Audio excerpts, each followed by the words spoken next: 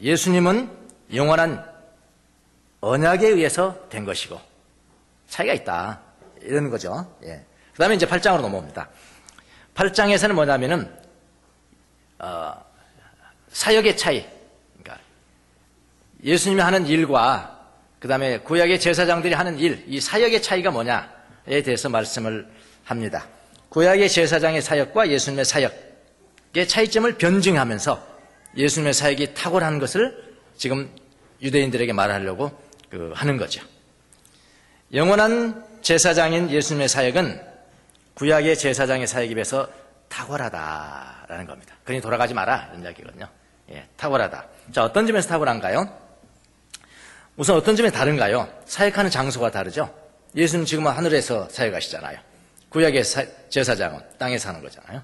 예, 장소가 다르고 사역하는 종류가 다르다는 겁니다. 자, 장소가 어떻게 다른 것인가? 장소가 어떻게 다른 것인가? 구약의 제사장은 이 땅의 성전에서 사역을 했습니다. 이 땅 위에서의 성전을 사역을 했습니다. 그런데 그 성전은 어떻게 지어졌나요? 5절에 보니까 그들은 하늘에 있는 것들의 모형과 그림자에 지나지 않는 땅에 있는 성전에서 섬깁니다. 이렇게 하겠습니다. 땅에 있는 성전에 섬깁니다. 자, 모세가 장막을 세우려고 할 때, 장막은 성전을 얘기하는 겁니다. 태버너클, 영어로는 태버너클, 헬라어는 스케네. 똑같이 하늘에 있는 장막, 땅에 있는 장막 똑같습니다. 스케네 똑같는데 하늘에 있는 장막은 진정한 장막 그렇게 이야기했죠. 장막은 똑같아요. 자, 모세가 장막을 세우려고 할 때 하나님께서 모세에게 말씀했습니다. 너는 명심하라. 뭘 명심하냐면은 내가 산에서 너한테 보여준 그 모형을 따라. 그러니까 신의 산에서 모형을 보여주는데 하늘의 모형이죠. 그건 진짜 모형이죠. 그 모형을 보여주면서 이 모형을 따라서 만들어라. 장막을 만들어라. 라고 말씀하셨는데 그 말씀 하나님의 지시에 따라서 모세가 받고 모세가 명령해서 지은 거죠. 누가 지었어요? 사람이 지은 거죠. 사람이 지었어요. 사람이 지은 거다. 그래서 땅에 있는 성전은 모세의 명령에 의해서 지은 것이다. 근데 모세는 하나님이 지시하신 것에 따라서 설계했다. 그런 이야기 아닙니까? 하나님이 지시하신 것은 뭐냐면은 하늘에 있는 것들의 모형과 그림자에 지나지 않는 것이다. 그러니까 이 땅의 성전은 모세가 지은 이 땅의 성전은 하늘에 있는 성전의 모형과 그림자다 그런 거잖아요. 예. 모형이 있다는 것은 진본이 있다는 거고 그림자가 있다는 것은 실체가 있다는 거죠. 그렇게 이야기를 하죠. 하늘에 있는 것들의 모형이라는 것은 모델이라는 겁니다. 모델을 어디서 많이 쓰나요? 여러분 아파트 좋아하시잖아요. 모델하우스. 예, 모델하우스에 모델이 나오는 겁니다. 예, 모델은요, 여러분 가짜가 아니에요. 가짜가 아닙니다. 그러나 진짜도 아니에요. 모델하우스 예를 들어보겠습니다. 모델하우스 똑같습니다. 아파트 지을 때 모델하우스를 짓습니다. 여러분이 모델하우스를 보고 분양 계약을 하는 거예요. 그리고 그 모델하우스는 진짜입니까? 가짜입니까? 진짜도 아니고 가짜도 아니에요. 가짜 아닙니다. 여러분 모델하우스처럼 짓지 않으면 그거 소송당합니다. 왜 우리한테 보여줄 때는 이건데 왜 이게 다르냐? 그 소송 손해배상 물어줘야 됩니다. 그런 의미에서 가짜 아니에요. 모델하우스는 가짜가 아닙니다. 진짜하고 똑같이 지어야 됩니다. 그런데 진짜도 아니에요.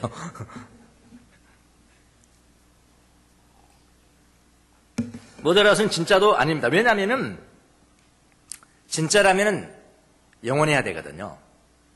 근데 모델하우스는 진짜가 지어지면은 그건 어떻게 돼요? 없어지는 거잖아요. 예, 없어지는 겁니다. 그런 의미에서 진짜가 아니다라는 겁니다. 자, 이 땅 위에 있는 모세의 법에 따라 만든 장막, 장막, 회막, 증거막 이런 것도 다 같은 이야기입니다. 그 다음에 광야 때의 장막, 가나안 땅에 정착했을 때 성전을 짓죠. 거기 근거해서 성전을 짓잖아요. 다 같은 뜻으로 보면 됩니다. 모세의 법에 따라 만든 장막은 가짜는 아니에요. 가짜는 아니지만은 하늘에 있는 것들의 모델하우스에 지나지 않는다. 언젠가는 이거는 없어지는 것이다. 이 땅의 성전은 진짜를 조금 맛보게 하는 것에 불과하기 때문이다. 그런 의미에서 진짜는 아니다. 그런 이야기예요. 자, 구약의 제사장들은 어디에서 사역을 했어요? 그런 성전, 땅에. 그런 성전에서 사역을 했습니다. 이스라엘 백성들이 광야 생활을 마치고 가나안 땅에 정착을 합니다. 가나안 땅에 정착할 때는 역시 마찬가지로 옛날에 그 증거막 성전은 이렇게 옮겨 다닐 때마다 또 짓고 또 짓고 했잖아요. 그런데 이제 광야 생활을 그치고 가나안 땅에서 정착할 때는 그거에 근거해서 아주 멋진 성전을 짓잖아요. 오랜 시간에 너무나 많은 돈을 들여서 최고를 들여서 짓잖아요. 성전을 짓습니다. 그런데 그 성전도 마찬가지예요. 그 성전도 뭡니까? 모델하우스예요. 모델하우스에 불과합니다. 그런데 이스라엘 백성들은 그것이 모델하우스인지를 모르는 겁니다. 성경에 분명히 되어 있음에도 불구하고 믿지 않는 거죠. 불신앙이죠. 모릅니다. 진짜인 줄 압니다. 그래서 그 성전을 하나님처럼 여기는 겁니다. 금과 억주로 여기는 겁니다. 진짜 아파트 지어지면은 모델하우스는 사정없이 없애버린다는 사실을 이스라엘 백성들은 몰랐습니다. 예수님이 오셨습니다. 그런 유대인들을 향해서 뭐라고 그러냐? 너희들이 지금 하나님처럼 여기는 이 성전을 헐어버려라. 내가 3일 만에 새 성전을 짓겠다라고 이야기를 했습니다. 유대인들은 뭐라고 생각하나요? 신성모독하는구나. 그래서 예수님을 고소를 하잖아요. 고소를 하는데 그 고소장에 뭐가 들어가 있어요? 많은 범죄 사실 중에 하나가 신성모독죄다. 신성모독 중에서 어떤 거? 성전을 헐어버려라. 그러면 사흘 만에 짓겠다라고 말을 했다라는 것이 첨가되어 있습니다. 예수님 말씀은 진짜 아파트가 완공이 되었는데 이제 모델하우스를 붙잡고 하나님처럼 여기면 어떡하냐, 그런 이야기 아니겠습니까? 하나님처럼 여기는 것이 그런 우상이다. 그것도 마음속에 우상이다. 우상을 깨트려 보려고 하신 말씀이었습니다. 유대인들은 그걸 몰랐죠. 자, 한번 가만히 생각해 보자고요. 유대인들이 성전을 짓고 장막을 짓고 성전을 짓고 하는 것은 국가적으로 짓는 겁니다. 개인 짓는 거 아닙니다. 국가적으로 짓는 거예요. 국가적인 차원에서. 국가적인 차원에서 건축한 이 땅에 있는 성전도 모델하우스에 불과하거늘, 오늘날 교회도 성전 건축에 목을 매면은 안 된다는 겁니다. 자, 이렇게 이야기를 하니까 주 목사님이 건축이 무용하다는 것이라고 말씀하신 거 아니에요. 건축 무용론을 말하는 것이 아니고요.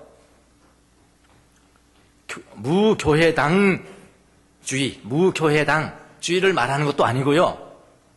건축의 무용론을 말하는 것도 아니고요. 그걸 이야기하는 것이 아니라 성전 건축에 목매면서 서로 싸우고 상처받고 부정적인 영향을 미쳐서 가면서까지 건축의 중요성을 부여하면 안 된다는 것을 제가 말씀을 드리는 겁니다. 오해하지 마시기 바랍니다. 자, 이 땅의 제사장들은 모델하우스에서 사역을 했습니다.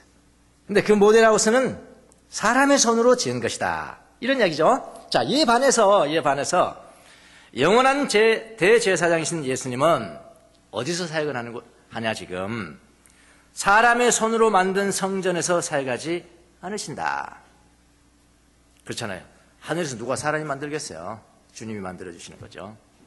근데 어떻게 보면요, 예수님이 이 땅에 사실 때도 마찬가지였습니다. 가만히 보면요, 예수님이 이 땅에 사실 때도 성경을 보면은 예루살렘 성전에서 말씀을 선포하는 것 몇 번 안 됩니다.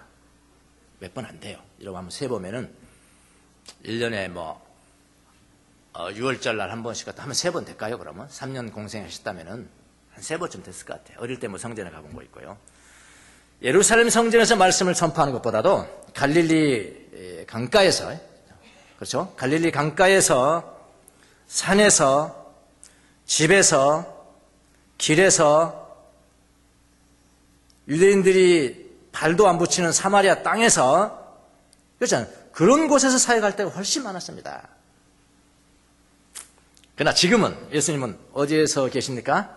모델하우스가 아니라 진짜 성전에서 지금 사역하고 계시는 겁니다. 자, 8장 1절 2절에 보시죠. 1절 2절에 지금까지 말한 것의 요점은 이러합니다. 아주 친절하게도요. 히브리서 기자가 친절하게 잘 못 알아들을까봐, 유대인들이 잘 못 알아들을까봐 내가 키포인트를 정해줄게. 지금까지 말한 요점은 이거다. 요점은 이거다. 우리에게는 이와 같은 대제사장 한 분이 계시다는 것. 그는 하늘에서 지엄하신 분의 보좌 오른편에 앉아 계셨습니다. 계속해서 그는 성소와 참 장막, 성소와 참 장막에서 뭐 하시는 분이라고요? 섬기는 분이다. 예, 섬기는 분이십니다. 이 장막은 주님께서 세우신 것이 아니요, 세우신 것이요, 사람이 세운 것이 아닙니다. 이렇게 말씀했네요. 그러니까 예수님이 사역하시는 자리는 이제 이 땅이 아니죠. 하늘의 보좌 우편이죠. 그것은 거룩한 성전이고, 거룩한 성전 하나님의 현존이 있는 곳입니다. 현존이 계시는 곳이니까 거룩한 성전이고, 그 다음에 뭐라고 표현했냐면 참 장막입니다 그랬네요. 태버너클, 이 땅에도 태버너클이 나오는데 하늘에서도 태버너클, 근데 그게 진짜래. 진짜 장막입니다. 이 장막은 사람이 지은 것이 아니고 주님이 친히 지으신 곳이다. 이 참 장막이 무엇일까? 신학자들이 연구를 했습니다. 이 참 장막이 무엇일까? 어떤 사람들은 이 참 장막은 오늘날 교회를 말하는 것이다 라는 설이 있어요. 그러니까 예수님이 머리시고 교회는 몸이니까 교회를 말하는 것이다 라는 설이 있는데, 뭐 교회를 보아하니 그건 아닌 것 같은데 교회를 보아하니 엄청난 교회가 잘했더라면, 교회가 잘하고 정말 하나님의 뜻대로만 사는 사람들을 길러냈더라면 맞다, 나도 거기 한 표 던졌을 건데 도저히 못 던지겠는 거예요. 근데 다른 설이 하나가 있습니다. 다른 설이 하나는요, 그거는 아니고 오늘날 이 땅에 있는 교회를 말하는 것은 아니고, 참 장막이라는 것은 예수님의 몸 자신을 말하는 것이다. 하늘에서 그 몸 자신을 말하는 것이다 라고 이야기하는 설이 훨씬 더 설득력이 있습니다. 저도 거기에 한 표를 던집니다. 예수님이 지금 사역하시는 곳은 하나님의 현존하는 곳이고, 그리고 뭐라고 표현하냐, 거기서 뭘 하시냐면은 섬기는 분이다 이랬어요. 섬기는 분이다 라고 묘사한 것이 굉장히 인상적입니다. 2절에 섬기는 분으로 있다. 여기 섬기는 분은요, 헬라어로 레이뚜르고스예요. 뚜르고스는 잘 모르지만 레이는 잘 아시겠죠. 레이맨 이렇게 하잖아요. 레이뚜르고스라는 헬라어입니다. 이 똑같은 헬라어가 어디에 많이 쓰냐면 바울 서신에서 많이 쓰여요. 바울은 뭐 이런 이야기를 잘 하잖아요. 일꾼이다. 하나님의 일꾼이다. 하나님의 종이다. 자기를 또 디모데에게도 하나님의 일꾼이다. 하나님의 종이다. 이런 이야기를 많이 쓰는데 여기 똑같은 단어입니다. 레이뚜르고스예요. 리터지스트. 영어로 말하면은 그 레이뚜르고스를 번역한 겁니다. 이 리터지스트. 레이뚜르고스는 원래 어떤 이야기냐면은 계급이 아니에요. 이 섬기는 자라고 번역을 했는데, 레이뚜르고스 섬기는 자라고 했는데, 섬기는 자 자체가 지금 계급이 아니지 않습니까? 높은 계급이 아니잖아요. 종이잖아요. 뭐 성직 계급 따로 있고 평신도 계급 따로, 오늘날 구교가 이야기했던 우리 종교 계급의 포인트도 하나 그거잖아요. 성직 계급 따로 있고 뭐 또 이제 성계급이 아닌 평신도 계급이 따로 있다는 거 아니다, 그렇지 않다. 모두가 다 만 제사장이다. 그게 루터가 중요한 포인트 중에 하나 아닙니까? 그거 아니다라는 거예요. 레이뚜르고스는 그런 게 아니다. 성직 계급이 아니다. 그래서 레이맨이라는 레이맨은 뭐라고 번역을 했습니다. 우리나라가 평신도다. 그러니까 평신도라고 번역한 거, 번역은 별로 잘 된 것 같지는 않아요. 평신도가 있다는 것은 또 다른 계급이 있다는 이야기냐, 그런 표현이니까요. 근데 이 레이뚜르고스는 성직 계급이 아니다. 어느 분이 이런 제목을 썼더라고. 책 제목이 뭐냐면은 예수는 평신도였다. 상당히 도전적이죠? 예, 이거 알고 쓴 사람. 예, 그런 이야기입니다. 만약 그런 식으로 이야기하면 예수님도 레이맨이에요. 레이뚜르고스예요. 레이맨이라고 어떤 계급이 아니라고요. 다른 말로 표현해볼까? 레이는 아마추어라는 겁니다. 근데 우리는 아마추어라고 이야기할 때 뭐하고 반대했습니까? 프로. 그건 좋아요. 그것까지 좋아요. 프로, 아마. 근데 여기까지 좋은데 여기까지 나갑니다. 아마는 아주 못하는 서툰 사람.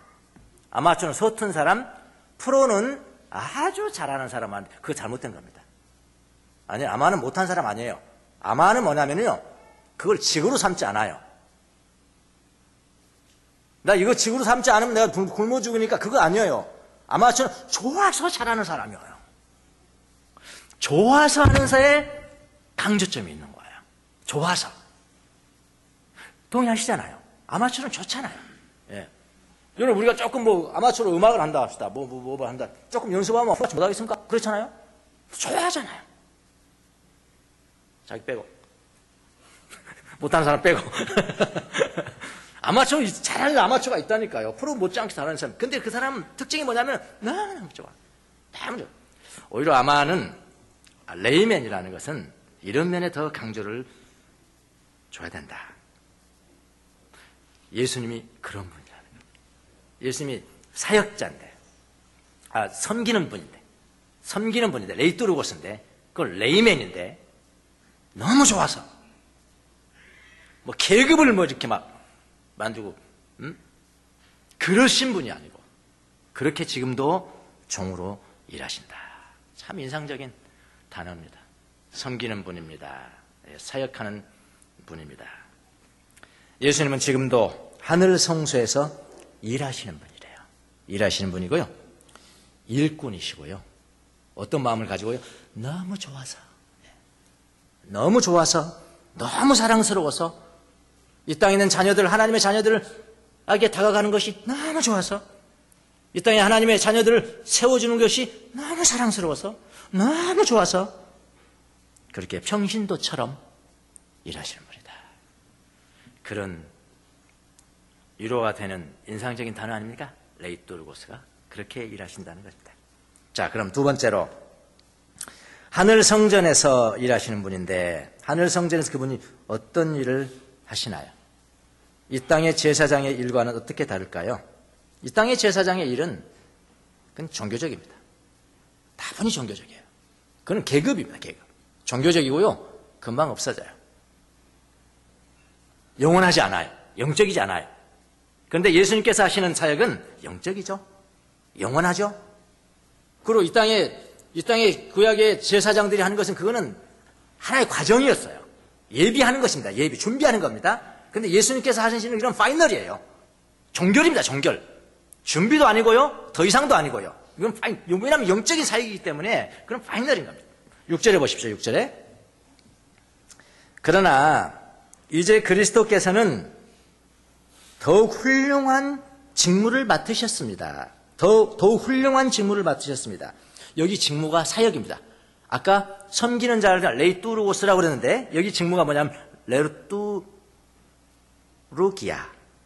그러니까 거기는 아까는 섬기는 사람이고 이건 섬기는 일이고 똑같은 단어입니다. 레이뚜르기아. 직무가 사역이에요. 더욱 훌륭한 사역이 무엇일까요? 그거는 영적인 사역이고요. 영원한 사역이고요. 마지막이고요. 이 땅의 제사장의 사역은 종교적인 사역입니다. 프로였습니다. 프로라는 것은 계급이라는 겁니다. 계급.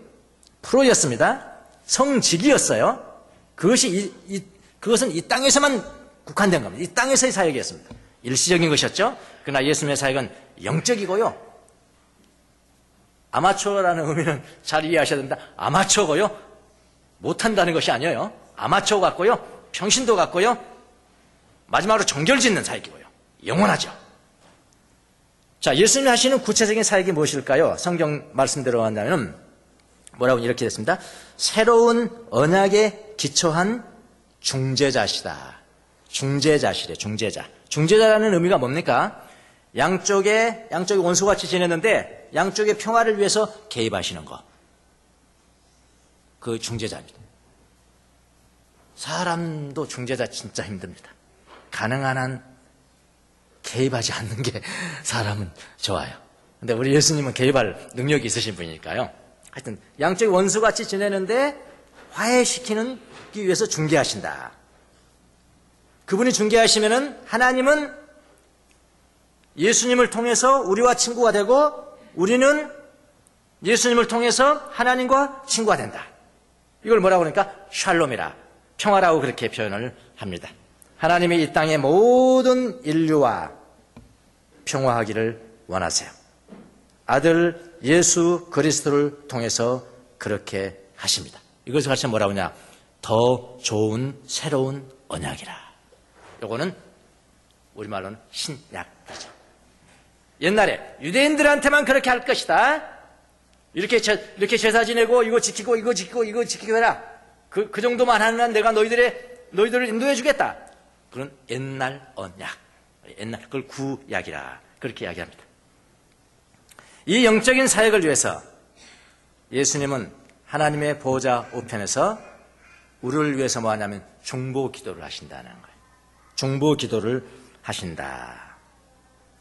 여러분이 예수님께 이미 나왔다면은 그것도 여러분의 힘이 아닙니다. 예수님의 사역 때문에 그렇게 된 거예요. 여러분이 예수님 앞에 나와서 회개했다면은, 죄를 회개했다면은 그것도 여러분의 힘이 아닙니다. 예수님의 사역이에요. 하나님을 두려워하고 계명을 지킬 마음이 생겼다면은 그것도 여러분의 힘이 아니에요. 누구의 사역입니까? 예수님의 사역이에요. 계명을 지키고 예수님을 닮아간다면은 그것도 여러분의 힘만은 아닙니다. 더 중요한 것은 예수님의 사역이에요. 그러니까 우리가 아무리 노력을 해도, 이 땅에서 아무리 우리 힘으로 노력해도 하나님을 알 길이 없어요. 하나님을 사랑할 길도 없고요. 하나님을 닮기 위해서 하나님의 계명을 실천할 수 있는 능력도 없습니다. 오직 누가 하셔야 됩니까? 하나님이 도와주셔야 돼요. 그게 예수님의 사역이에요. 예수님의 사역. 근데 예수님의 사역은 여러분과 저의 결단이 없으면 또 그거 안 된다는 거예요. 기가 막힌 조화죠. 네. 우리의 힘만으로는 할 수 없지만은 우리의 결단으로 예수님께서 도와주시면 할 수가 있다라는 겁니다. 이런 믿음에는 두 가지 단계가 있습니다. 믿음에는 첫 번째 믿음의 단계는 뭐냐면은 이걸 교리적 믿음이라 그렇게 하게요. 교리적 믿음. 좋은 겁니다. 이것도 은혜입니다. 경건한 부모들을 뒀다든지. 근데 거기에 태어났어요. 자녀가 태어났습니다. 그런 자녀는 자기도 모르는 사이에 그냥 교회 다녀야 됩니다. 이걸 모태신앙이라. 근데 많은 사람들이 나중에 믿고 열정을 내는 사람들이 막 열정이 있는데 모태신앙들은 다 못하거든요. 이것도 못하고 저것도 못하고 그러니까 에이 모태신앙은 안 좋은 거야. 응? 모태신앙은 안 좋은 거야 라고 말하는 사람도 있고 모태신앙 자신들도 마찬가지야. 이야기한 거 들어보면 에이 나는 모태신앙이라 이건 별로 어쩌고 저쩌고 이렇게 이야기하는데 아니에요. 모태신앙은 좋은 겁니다. 그분들은 별로 의심이 없어요. 하나님이 존재하시고 하나님 나를 사랑하시고 거기에 대한 의심이 없어요. 뜨거운 열정이 없었던 뿐이지 그건 또 다른 문제고요. 그럼 그거를 첫 번째 믿음이라고 합니다. 첫 단계의 믿음이라. 좋은 것입니다. 아주 좋은 것입니다. 자, 두 번째 믿음을 우리가 가져야 되는데 두 번째 믿음은 뭐냐면은 첫 번째는 교리적 믿음이라면 두 번째는 하나님이 내게 은혜를 주신 것을 내가 보는 거예요. 내가 체험하는 것이고 내가 경험하는 거예요. 볼 수 있다. 보는 단계의 믿음이라. 그걸 뭐라고 하냐면 관상의 믿음이라 그래요. 관상이 뭡니까? 본다는 거 아닙니까? 여러분의 내면의 주님을 볼 수 있으면 관상하는 겁니다. 자연 속에 계신 하나님을 볼 수 있으면 관상적 믿음입니다. 그걸 한다는 거예요. 자, 그거는 어떻게 생기느냐? 그래서 첫 번째 믿음이 있어야 두 번째 믿음을 낳는 거예요. 근데 두 번째 믿음은 첫 번째를 더 강화시키는 겁니다. 자, 우리가 믿게 됐습니다. 주님을 믿게 됐어요. 어머니 신앙을 받았던, 아버지 신앙을 받았던, 선생님의 신앙도 받았던, 믿게 됐습니다. 주님을 믿게 되면 그 다음에 뭐가 생기냐면은 하나님을 두려워하는 마음이 생기는 거예요. 진짜 믿었다면, 진짜 첫 번째 믿음이라고 가졌다면은 너무나 정상적인 것은 뭐냐면은 하나님을 두려워해야 돼요. 너무나 당연한 겁니다. 개신교인들 좀 무례하죠. 자꾸 은혜 찾기 때문에 무례한 거예요.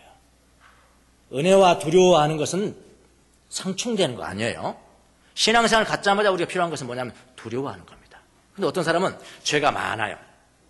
허랑방탕에 지냈어 지금까지. 허랑방탕에 지내면서 하나님을 믿었어요. 예수님을 믿었습니다. 그때 뭐가 오냐면은 형벌을 받을까봐 두려워하는 두려움이 임하는 겁니다. 두려움에도 두 가지 종류가 있어요. 그거 좋은 겁니까? 좋은 겁니다. 일단 좋은 거잖아요. 하나님 나 벌 주면 어떡해? 이거 하지 말아야지. 벌 주면 어떡해? 하지 말아야지. 좋은 거예요. 이 세상 사람 다 그렇게 해요. 법이 무서워서 못한다 하잖아요. 근데 예수 믿는 사람, 하나님을 믿는 사람이 하나님이 법도 안 무서워한다면 그건 세상 사람보다 더 못한 거예요. 형벌이 무서워서 하지 않는 건 그거 좋은 겁니다. 첫 번째 두려움이에요. 근데 그 첫 번째 두려움에서 그 형벌이 무서워서 두려워하는 두려움을 쫓아내는 게 뭡니까? 요한일서 4장에 사랑이 두려움을 내어 쫓는다. 그거예요. 예수님이 나를 사랑하는, 그런 식으로 두려워하면 안 되겠구나 하면서요. 그 다음 완성된 두려움으로 나가는 거예요. 완성된 두려움은 뭡니까? 하나님이 나의 아버지이기 때문에 내가 두려워하는 거예요. 이것도 버리고 이것도 버리고 이것도 버리고 다시 돌아갈까 봐 혹시. 왜냐하면 인간은 나약하잖아요. 겸손하지 않으면 다 넘어지거든요. 선줄로 생각하거든 난 넘어질까 조심하라. 하나님의 은혜를 많이 받으면 받을수록 어떻게 되냐면요. 좀 교만해져요. 사람들이요. 교만해집니다. 자기가 특별한 거 알았다? 교만해지더라고요.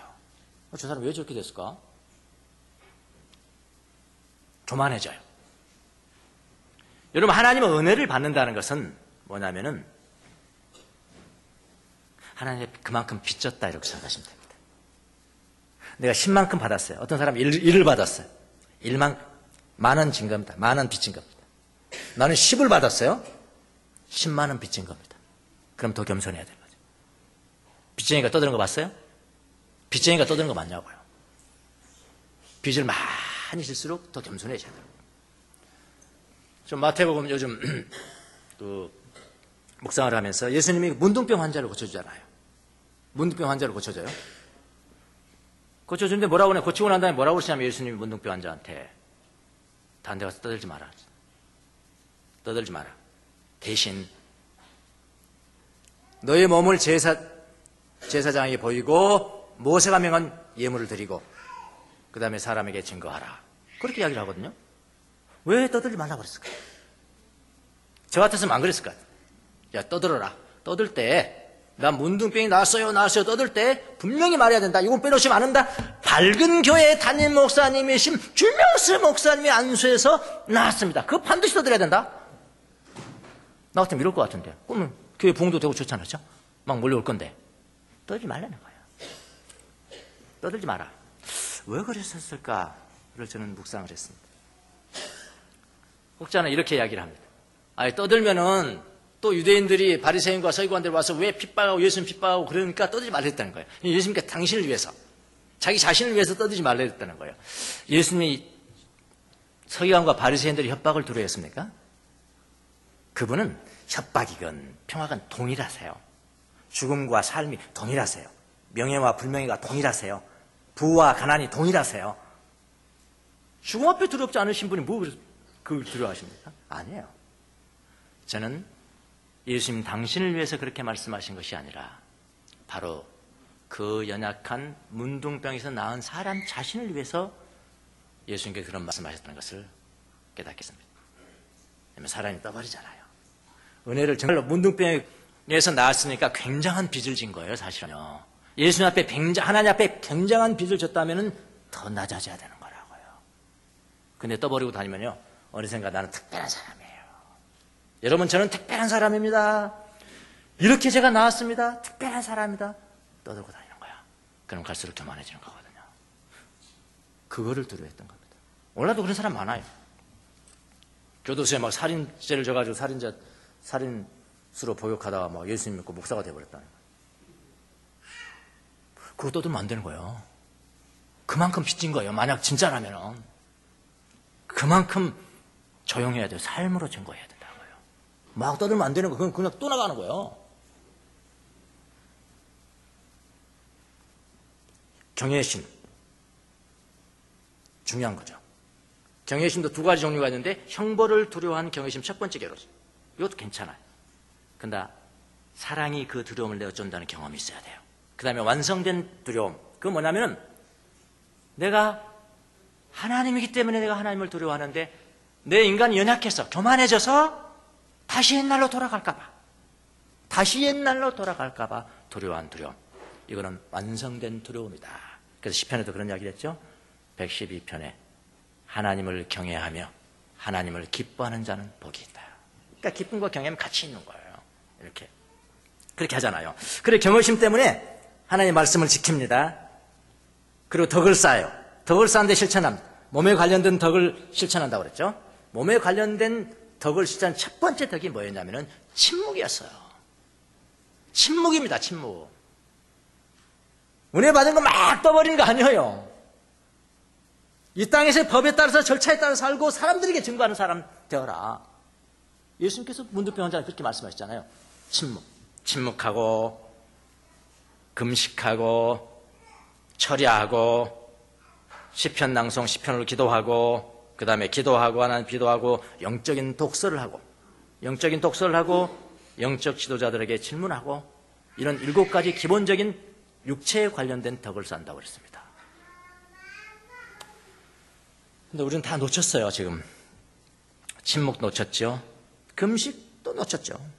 철야도 놓쳤죠.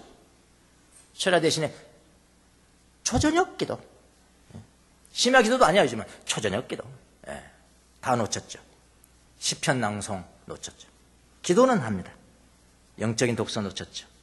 지도자들에게 질문하는 거 다 놓쳐버렸어요. 다 놓쳐버렸습니다. 자, 이런 것들이 되어야, 이런 실천들이 되어야, 이런 기본적인 덕들을 쌓아야 악한 생각, 정념을 거부할 수 있다는 거예요. 정념을 극복할 수 있다는 거예요. 그래서 이제는 하나님을 사랑하기 때문에 하나님을 두려워하게 됩니다. 하나님의 은혜로 말미암아 내 안에서 일어나는 모든 것들이 하나님의 은혜구나, 하나님의 은혜가 부어졌구나라는 것을 보기 시작한다는 거예요. 보기 시작한다. 경험하기 시작한다. 이것이 두 번째 종류의 믿음이죠. 두 번째 단계의 믿음이죠. 근데 우리는 다 놓쳤어요. 제가 이게 슬퍼하는 겁니다. 그래서요. 제가 오늘 약점을 이야기했죠? 지적인 성장은 오케이. 그런 사람들은요, 책을 보는데도요, 책을 독서를 하는데도 뭐 때문에 독서하는지 아십니까? 지식의 유희예요. 그리고 다른 사람을 어떻게 가르칠까? 아니, 다른 분 뭐 들 필요 없고요. 제 자신도 그랬어요. 책을 가끔 봅니다. 독서를 합니다. 이거는 모든 사람들이 읽는 책들은 아닌 거야. 나만 아는 거야, 이걸. 나만 아는 책을 딱 보면, 와, 신기한 게 나오는 거야. 신기한 게 나오면 밑줄 쫙 기죠?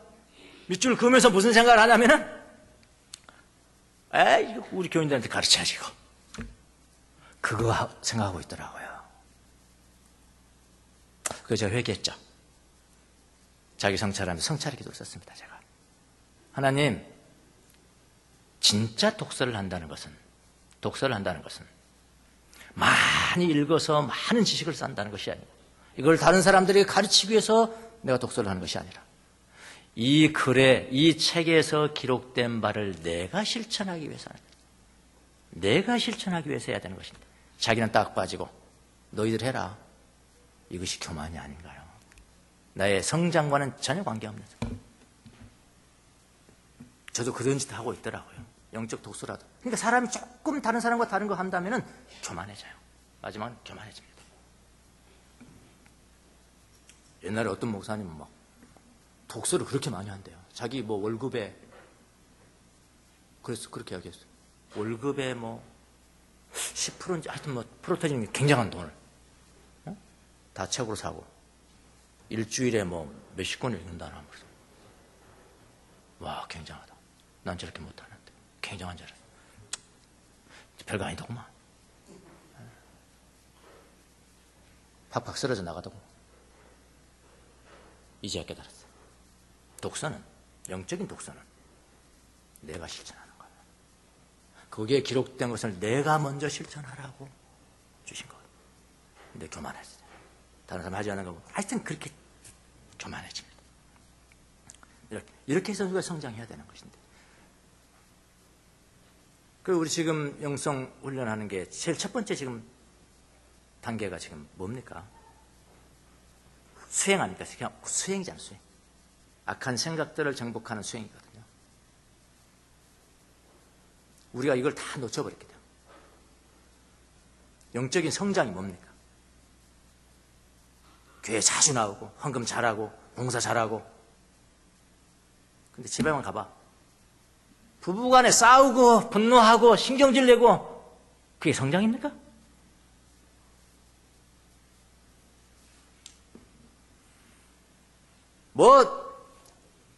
전달력이 훌륭하고, 설교를 잘하고, 그래서 10,000명, 10만 명 모여있지만은, 자기 교회에 모인 헌금을 탐욕하고 써버리는, 그게 성장이냐고요.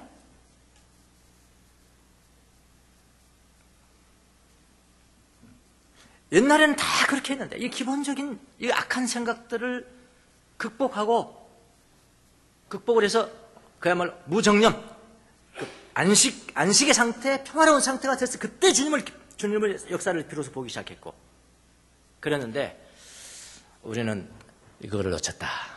그래서 여러분이 그걸 하는 겁니다. 그건 우리는 전혀 새로운 거 하고 있어요.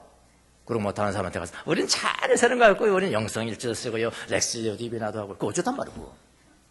잘하는 것이 아니에요. 여러분이 실천하시라고요. 여러분이 하시라고요. 그래서 우리 교회는 다른 교회가 다르고요. 어쩌고저쩌고. 그때 어떤 무슨 기독교가 TV가 전화가 왔더라고요. 저한테. 우리 밝은 교회에 이렇게 좀 지도를 하고 싶다고. 뭐 때문에 그러는데요? 하여튼 이렇게 조그만 교회는 좋은데 왜 조그만 교회에서는 특이한 것을 실천하고 어쩌고저쩌고. 하여튼 그런 것 때문에 관심 없다고 그랬어요. 예. 그런 게 중요한 것이 내가 지금 실천하는 게 중요하거든요. 예. 그렇게 하세요. 우리 훈련할 때도 여러분 가서 테이블에서 모일 때도 왜 우리 테이블에 이렇게 은혜가 없지? 여러분의 책임이에요. 누구의 책임을 돌리면 안 되는 거예요. 나와 하나님과의 문제입니다. 예? 왜 우리 테이블 리더는 이런 거 저 모양이지? 그렇게 안 되고 뭐지? 아니에요. 누구 책임 아니에요. 여러분이 만들어가는 겁니다. 이 훈련, 이런 훈련을 우리가 실천해서 그냥 극복하지 않으면, 악한 이 전투를 극복하지 않으면 하나님 앞에 성장하는 길은 없다라는 겁니다. 결론. 예. 자, 그런데 그 모든 과정이잖아요. 제가 단계도 이야기했고 이런 모든 과정에 주님이 사역하세요. 하나님 보좌 우편에 지금 사역하십니다. 우리의 행동만으로는 우리는 변할 수 없습니다. 절대로 우리는 변할 수 없습니다. 그러나 우리의 실천이 없으면은 주님이 도울 수 없어요. 우리의 실천하는 금욕적 수행을 우리가 놓쳤죠. 지금까지 그건 제껴놨잖아요. 제껴놨다고요. 그럼 뭘 배웠느냐? 삼위일체 하나님이 무엇이며 다 그거 했잖아요. 제자 훈련이 거기에 맞춰져 있잖아요. 지적인 전달에 맞춰져 있잖아요. 쉽게 말하면요. 내가 악한 생각을 어떻게 극복하느냐. 내 아내에게 당장 화내고 분노하고 내 남편에게 분노하고 자녀에게 분노하고 부모들에게 분노하는 그 분노심을 내가 어떻게 극복하는 것인가 라는 거에 지점이 안 맞춰져 있잖아요. 그냥 지적인 전달이잖아요. 제자 훈련이라는 게. 금욕적인 수행하면은 이게 어쩐지 좀 아닌 것 같고, 하나님 다 용서해줬고 은혜 그거 다 구원파가 하는 거라고요. 우리가 구원파입니까? 하나님 다 용서해줬는데 우리가 무슨 그냥 그거 아니잖아요. 수행을 못했다고. 수행을. 금욕적 수행을 못했다. 그게 지난 시간에 제가 말씀을 드렸던 첫 번째 단계, 세 번째 단계입니다. 실천적, 프락티코스잖아요. 실천적, 세 번째 단계. 네 번째에서 다섯 번째 단계는 더 높은 단계. 그렇게 나가지 않습니까? 그런 모든 단계에 주님께서 도와주십니다. 지적인 훈련은 되어서 아는 것은 많았지만은 이런 실천적인 훈련을 통해서 덕을 획득하는 데는 실패했죠. 많은 독서를 했지만은, 그래서 지적인 것을 얻었지만은 그 책에 기록된 바를 실천하지 못했죠. 그래서 성장이 없는 거죠. 예. 어쨌든 말이에요. 그런 모든 과정에 저는 예수님이 지금도 하나님 보좌 우편에서 우리를 돕기 위해서 섬기는 분으로, 일꾼으로, 평신도처럼, 아마추어처럼 좋아서, 사랑스러워서 지금도 일하신다고 저는 믿습니다. 우리의 힘만으로는 안 되고 우리가 결단이 있어야 주님께서 여러분을 도와주셔서 성숙한 사람으로 만드실 겁니다. 예수님은 영원한 참 장막에서 지금도 일꾼으로 여러분과 저를 위해서 일하세요. 중보하신다 그러잖아요. 중재자 중보하신다. 믿으라고, 싸움에서 이기라고, 성장하라고, 예수님처럼 되라고, 그렇게 도와주신 분이 예수 그리스도의 사역이십니다. 근본적으로 구약의 제사장의 사역과 사역의 장소도 다르지만 사역의 성격과 종류도 근본적으로 다른 거죠. 예, 그분이 바로 여러분의 제사장인 것을 믿으시길 바랍니다. 기도하겠습니다.